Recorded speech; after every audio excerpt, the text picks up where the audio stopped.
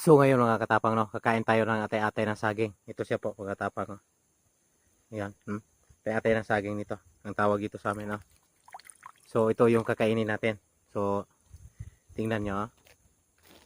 Ayan. Try natin kung kaya ba.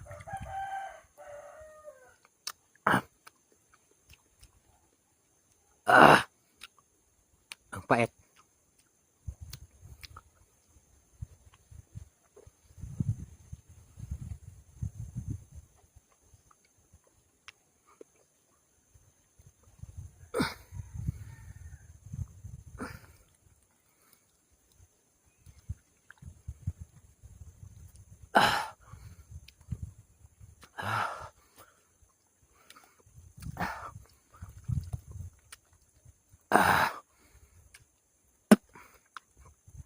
Grabe ang pait mga katapang.